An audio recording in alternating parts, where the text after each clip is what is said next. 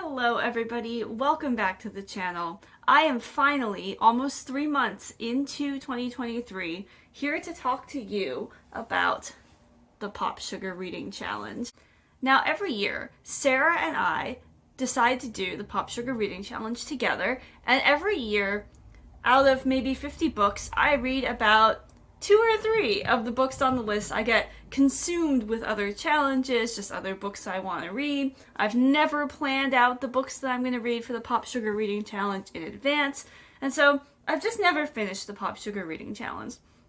So I thought that maybe this year was the time to see if I can plan not all, but some of the books that I want to read for this challenge, try to work in books that I already know that I want to read, books that are on my TBR this year, and then just see if this can be the first year that I actually complete it. So if you've been watching the channel for at least this past year, you will have noticed that Sarah already did a video where she talked a little bit about the PopSugar Reading Challenge and talked about the books that she is working on.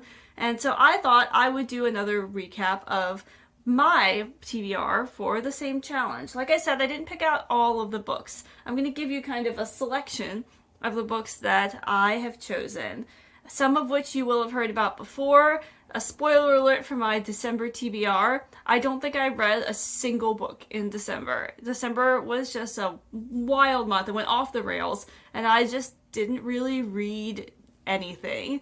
So many of the books from my December TBR have now migrated their way into the PopSugar Reading Challenge, so some of them will sound pretty familiar to you, and some of them are new.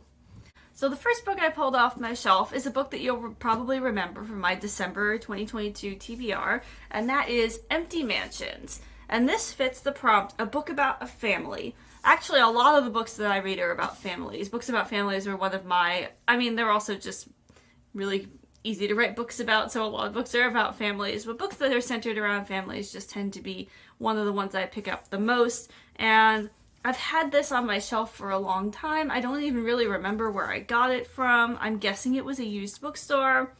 And so it is about a mysterious inheritance. There's this wealthy woman who died, and all of her stuff is being auctioned off, and they're not sure what is going on with her family. This other person kind of gets into it. He's a journalist, and so he ends up writing about this family and the kind of mystery surrounding this inheritance and this wealthy family. So I thought, might as well go for this really interesting family, and this is the book that I'm going to read for the prompt, a book about a family. Also familiar from my 2022 December TBR is the book A Chef's Tale. This might actually have been from even before my December TBR. I think I've been cycling through this one for most of 2022, and now I didn't get to it, and so here it is in 2023, still working on it. This is a memoir about a French chef, French, and it covers France and America, I believe. Yeah, he was a big culinary figure in America, but was focused on like French cooking. And so I'm excited to read this memoir about him. I don't actually know that much about it. This is for the prompt, let's see, a book you bought from an independent bookstore. And I got this from a used bookstore that I like to go to, and I think I just wanted to get a book about food. This might actually have been, now that I think about it, this might have been what I talked about before during quarantine, where they sent you like a kind of a surprise book bundle if you told them what kind of categories of books you liked. And I think I just said I wanted a book about like food or the food industry, and so this is what they sent me. So now I get to learn something about a chef that I don't know very much about.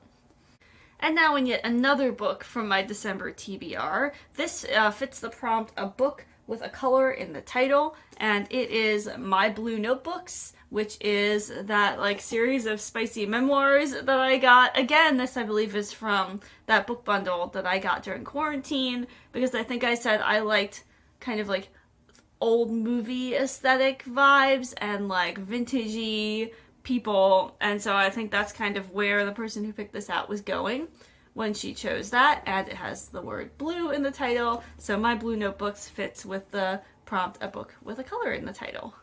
So the next category is a book you should have read in high school. And I probably should have read this book in high school for many reasons, but I would say the most prominent reason is because I bought it when I was in high school, and it is literally, I think I actually have read this, but I can't remember if I've read it or not. I know that I did not read it when I was in high school, and it sat around my house for a long time and has traveled with me to all these different places, and now it's here, and I'm either reading it for the first time or rereading it.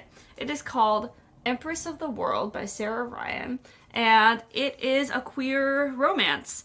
And so I think this is probably the first like LGBTQ themed book I ever purchased. So this was written in 2001, which is when I was in 9th grade, and I probably bought it at Borders because I like to go to Borders. I like to go to Borders and just pick books based solely on the cover. And I think I just really liked this cover image of the two girls holding hands with the like nice kind of golden hour light behind them. So I think I just bought this and had no idea what it was about. I knew it was about LGBTQ romance because it says on the back.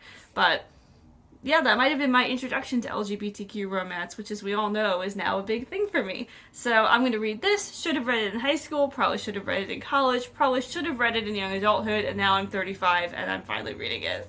Speaking of LGBTQ romance, there's a huge hole in my famous LGBTQ romance reading, and it also obviously fits the prompt, a book with a queer lead, and that is Red, White, and Royal Blue by Casey McQuiston.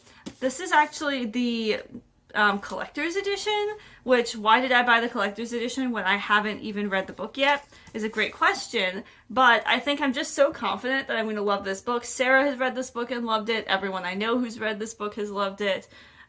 Even though I would say I didn't love I Kissed Shara Wheeler, the reason I didn't love I Kissed Shara Wheeler was because I had trouble with the plot, because I felt like they were billing the plot as though it was supposed to be like more realistic than it was. Like, I was like, this stuff would never happen. But this is just like, it's almost like pure fantasy in a book, and so it's not like I'm expecting it to be kind of more realistic. I'm expecting this to be just completely out there, and so it obviously has a queer lead because it's a queer romance, and it's about like royalty and stuff like that, and so it has these really nice little like illustrations on the inside, and it's just a beautiful hardcover, and so I just can't wait to read this. I can't wait till this category comes up. Next, we have a book where the main character's name is in the title. This is another one that's going to come up from my December TBR, and this one was in my December TBR, but recycled from earlier TBRs in the year. So again, this has been hanging around for a while, and it is Strange the Dreamer by Laini Taylor. Because the main character's name is Laszlo Strange, I assume that the Strange in Strange the Dreamer refers to him. This is the one, to refresh your memory, the war orphan and junior librarian who goes to a mythical land. This is also a chunky book. There are a few chunky books that we're reading this year for PopSugar Reading Challenge, but I'm really excited about it. I've continued to be excited about it. I've continued to not read it. Now it's in the PopSugar Reading Challenge. PopSugar Reading Challenge this year is my #1 priority in terms of reading, so I think that I might actually finally get to this. So now we have the category, a book that a friend recommended. Now, a friend did recommend this to me, but, you know, I have to tell you that he's more than a friend. And that's because I am reading Neverwhere by Neil Gaiman, which, if you remember from my December TBR, is one of my husband's favorite books. So, I mean, a friend did recommend, he's my friend, you know, but he's also my husband, and he recommended this to me. Wow, it's dusty. And yeah, this is one of his favorite books, and I just can't believe I've never read it. I love Neil Gaiman. I have full confidence that I'm going to love this book. And it seems like it is about a man who has his life completely changed and goes into this mythical world, and or like kind of an alternate London type of situation, I think. And so I think this is going to be right up my alley. It's also, I mean, it's not short. It's like 400 pages, but it's like a smaller book. And I'm guessing it's going to read pretty fast. So, very happy that I'm going to read this. The next category that I pulled a book off the shelf for is a book that has mythical creatures in it. And that's where we are coming back from our December TBR to Unfinished Tales by J.R.R. Tolkien. This is a big hole in my J.R.R. Tolkien reading. I've never read this before, and I think that now is the time. Obviously, if you know anything about the J.R.R. Tolkien universe, it has a lot of mythical creatures in it. I don't know exactly which mythical creatures are in this book. I actually don't really remember completely what this book centers around, or what each of the kind of parts of this center around. So I am excited to find out about that. There's a lot in here. Again, this is another chunky book, but as I said in one of my previous videos, since the Silmarillion was my favorite J.R.R. Tolkien book so far, I think Unfinished Tales will kind of be in that same wheelhouse, and so I think I'm going to enjoy it a lot. I just had to, I was about to start talking about this next book, and then I had to stop recording because I heard this really weird sound coming from downstairs. It turns out that one of my cats has found like a little jingly ball. I'm out of breath now because I was running up and down the stairs. Has found like one of those little jingly balls, which is funny because I didn't think that I had any out, but I guess she like dug one out from somewhere that I didn't know existed, and so she was playing with it, and it was like very weird because every time I would come down, she would be like, "What? I don't understand." Like, there's nothing happening. And then I would go back upstairs and like I'd hear jingle, jingle, jingle, and the sound of running around. So that's pretty funny. If you hear any jingling, I let her keep playing with it, so there might be jingling coming from various places in the house. Anyway, the next book is a book that you wish that you could read for the first time again. And for that, I think I want to read The Bean Trees by Barbara Kingsolver. This is the first Barbara Kingsolver I ever read. I think I told this story in my December TBR. And it is about a woman named Taylor who goes to Tucson, Arizona. She is from actually like the South, and then she meets this Native American girl named Turtle, and kind of develops this connection and has to kind of come to terms with like who she is and how this relationship is changing her life. So there's the jingles. I don't know if the camera's going to pick this up, but the jingles are happening again. So I do wish I could read this for the first time again. I remember reading it when I was in high school and just like having this feeling. I picked this up off my parents' bookshelves. So like the copy of The Bean Trees that I read was one of my dad's books, and I remember just picking it off the shelf and reading it and just like having this feeling that I was kind of like connecting with an adult book, you know, a book written for adults. So that was pretty cool. And then the book that I'm going to talk about next, which I can just go right into, I'll reach for it right here, a book that you read more than 10 years ago. I think I read this one shortly after The Bean Trees, and it was the same feeling of like, I'm reading a book for grown-ups, and I understand what books for grown-ups and what makes them so good. And I talked about this one in my December TBR too, and that is A Prayer for Owen Meany by John Irving. I have always just been so floored by how great this book was and how much I enjoyed reading it, and how, like I said in my TBR video, all of these like little threads are kind of planted throughout the whole book, and then in this like completely like nuts last chapter, they just like tie everything together in a way that like even I, who am really good at figuring out how everything works together in a book, I could never have put it all together. And it really, I mean, again, I read this for the first time when I was in high school, and now I'm 35 years old, so it's been a while. It's gonna feel so nostalgic to read it again, and also just like so, I'm sure I'll see so much more in it now than I saw before. So many different things than I saw the first time I read this. So that's going to be a lovely thing to revisit for this challenge. Then we have A Book with a Map. And this is also a good book for me to read because it helps me with kind of like my continuing education. And that is the Wine Folly book, The Master Guide. And it is a book by a sommelier who also has a YouTube channel called Wine Folly, and she's won the James Beard Award. She does amazing work with like teaching people how to think about wine. And I, as you know, I'm in the wine industry, and have always been looking for more ways to kind of get to know the type of things that I do. And so I'm actually she has a course, a Wine 101 course that she offers online. I'm actually taking that course right now, and my dad got me the book. So I am planning to kind of flip through this and learn about all the different things. It's really cool. There's great illustrations for everything, and it does have maps in it of all the different wine regions, which is very, very helpful. So I am going to read through this. I'm going to learn a lot more about wine than I knew before, and I'm just gonna really enjoy it. So Wine Folly is my book with a map for this challenge. We had a book who the author has the same initials as you. And I laughed at myself when I did this because I was like looking all over, like racking my brains trying to find or think of an author with the same initials as me. And then I remembered that one of my favorite authors since high school has been Francesca Leah Block, who, if you take out the Leah, her initials are FB. My initials are FB. So I realized the author was sitting right in front of me the whole time.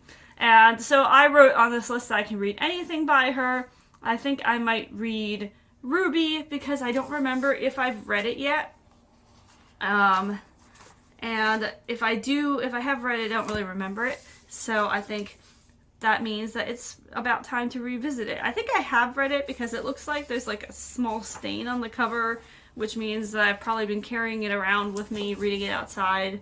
This was in 2006 that this was published, which means I was in college, and if I was in college, I was reading outside a lot. So it was one thing I really loved to do. Ever since I've been a child, I've loved reading outside. I don't do it as much anymore, but I probably should. So Ruby, I've probably read it, but if not, but if I have, I'll read it again. And that is what I'm going to do for the author with the same initials as me.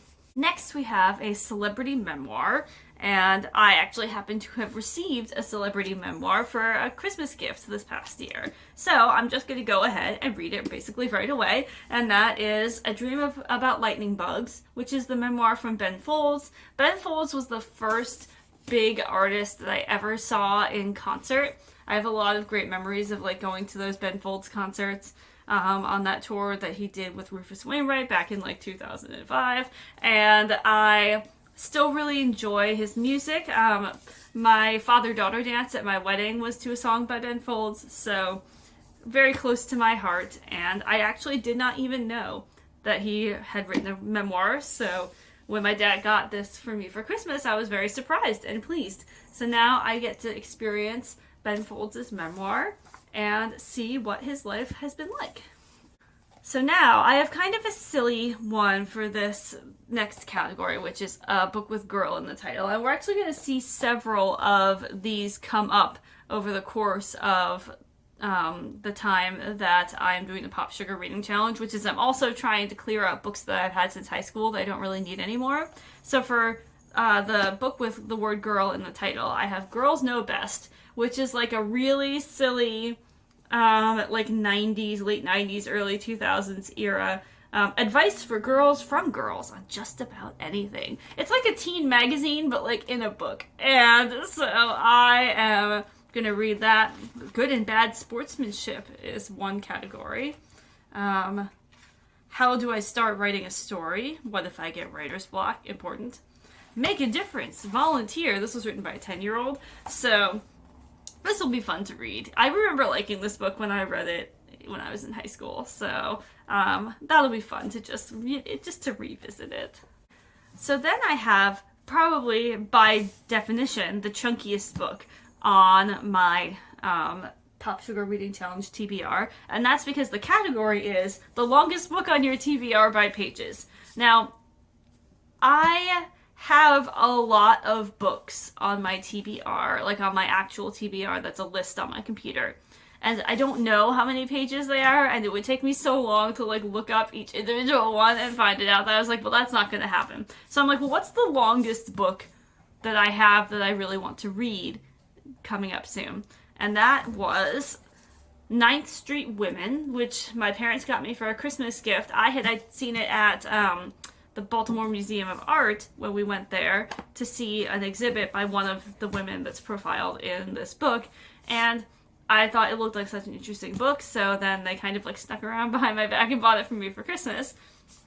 And now this book is almost 1,000 pages long, but it's kind of cheating in a way because, like, I don't know, 300 of those pages are like footnotes and like a extremely long index and references and stuff. So it's really only 722 pages long, but it's still really long. And so I'm calling it. I'm calling this the longest book on my TBR, and that means that we are going to read it for this challenge.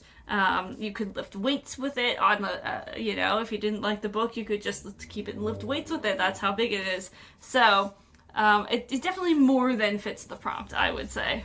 Right when I saw the next book category, which is a book with a rabbit on the cover, I knew that I had to raid my children's book stash. It means that it is time to reread The Complete Tales of Beatrix Potter. Plenty of little rabbits on the cover, plenty of adorable bunnies, and many other cute woodland creatures that we can read about. I have always loved this book. This is a particularly, I think, beautiful edition, the original and authorized edition.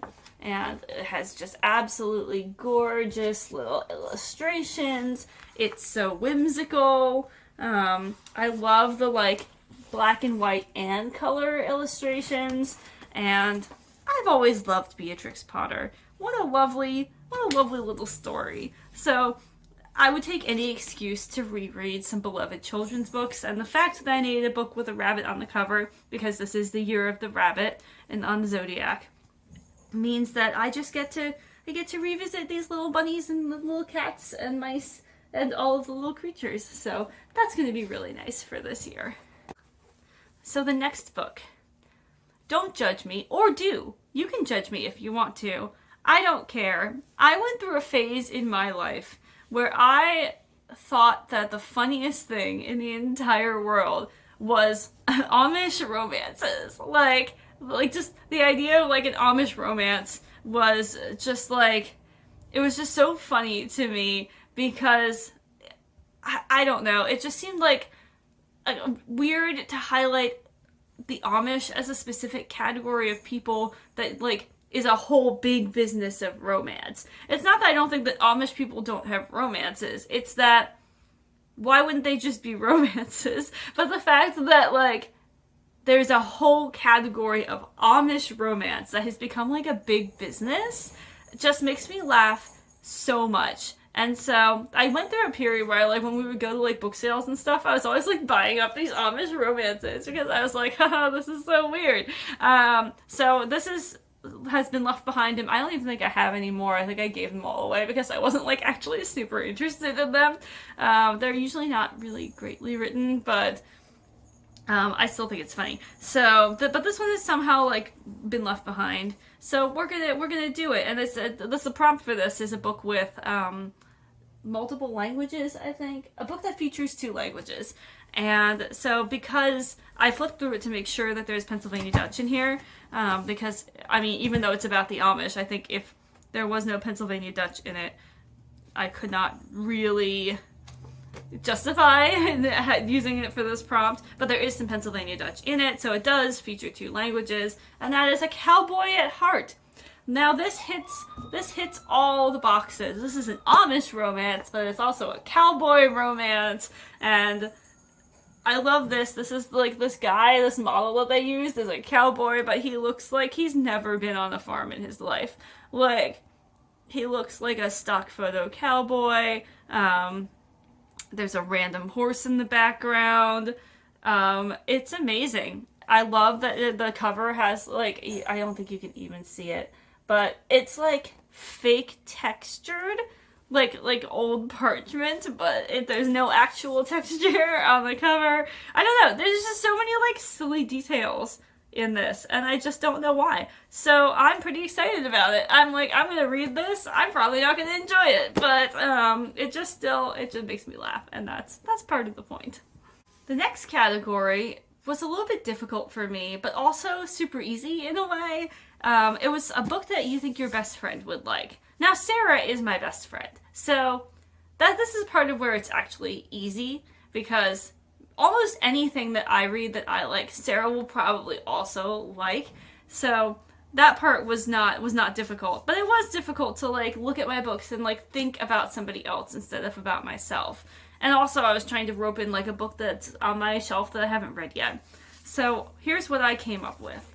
Finding Beauty in a Broken World by Terry Tempest Williams. I thought Sarah would love this book, and I think that I'm going to love this book, and here's why. This is apparently just like a book about, well, as the title says, finding beauty in a broken world. So kind of the juxtaposition of like bad things that happen, and the fact that the world is just a flawed place, but also the author travels to a bunch of different places and is finding the beauty, and at some of them are like beauty like really enmeshed in brokenness, and I think some of it is just beauty in general, and it's kind of like a book about traveling the world, but also a book about beauty in unexpected places. And I think Sarah doesn't read a lot of nonfiction, but I think she would probably read this and she would probably like it. It's right up my alley as well. I already know I'm gonna like this book. So that's what I chose for a book that you think your best friend would enjoy. The next book is a book by a first-time author. So I'm pretty sure that this was this author's first book, and I don't know if I'm sure they've written other things after that, but I was like, I'm gonna look for a debut, and I found out that one of my favorite books was this author's debut, which is absolutely astonishing considering how beautiful this book is, and that is The Dogs of Babel by Carolyn Parkhurst. I adore this book. I love this book so much. It's so poignant. It's about grief and about animals, and it's this person who it's a man whose wife died under kind of mysterious circumstances, and the only person who was there was their dog. And so it's kind of this like interaction between him and their dog, as like he tries to understand what happened to his wife. And it also takes this like huge turn. I don't want to like spoil anything, but there's this like really interesting thing that happens that adds a layer of complexity to his wife's death. It sounds like she was just a very interesting, complicated person. So it's like there's these things that she's done before she died that seem like they have a lot of meaning. And so he's kind of like, you know, he's interacting with the dog and dealing with his grief, and also in a way kind of communicating with her in an indirect way. So I just really love this book. I don't even remember where I first got this book. I don't remember why I bought it, but now it's just always going to be one of my top favorite books. So it's been a long time since I've reread it, and I just love it. Then we have a book about divorce. And so I chose a memoir. There's lots of memoirs about people who have gotten divorced. Hi, you were a little late, but you can still be in the video if you want to. It's not a video without Brig. She's gonna stumble all through my book pile because I have a huge pile of books here. So I chose this memoir. This is a memoir about farming. It's called Broke to Badass. Bootstrapper from Broke to Badass on the northern Michigan farm. And it's about this woman. She was living on a farm with her husband and their 3 sons, and then she got divorced. And so she makes this decision to stay on the farm and try to like continue the lifestyle without her husband, without the help of someone else. And so this is like a humorous memoir that deals with a lot of different things. I've read like half of this. This was actually another book that was in my quarantine book bundle from the used bookstore, and I read about half of it and then ended up like stopping it to read something else, but it wasn't because I didn't like it. So I think I'm going to start it over and get to know this story. I'm not sure why exactly a book about divorce is a category on here. Can't think about what it has to do like specifically with 2023, but you know, sometimes they just choose categories. So we'll take a look at this a little bit later in the year. So there's 2 more books, and then I'm going to talk a little bit about what I have already read so far this year and what I am about to read. So the next book is a historical fiction book.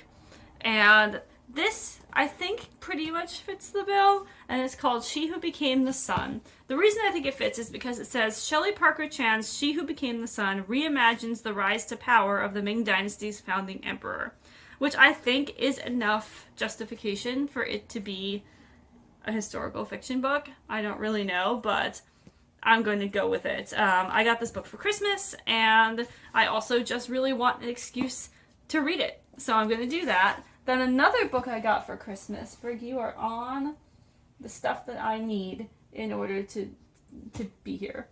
The next book I have is a book talk recommendation, but it was also a book that I got for Christmas, and it is Ninth House by Leigh Bardugo, the book that you've seen everywhere. And it's a dark academia novel. You already know. It's a dark academia novel about this person who goes to Yale and gets enmeshed in like a secret society, and then dark stuff happens, and also vibes. So, you know, I'm going to read this. I've been seeing it all over Instagram, all over YouTube. Half the time when I do go on to reading sprints for people, somebody's reading it or has just read it. So now that will also be me. Also has a snake on the cover, and I really love snakes. So that's exciting just in and of itself.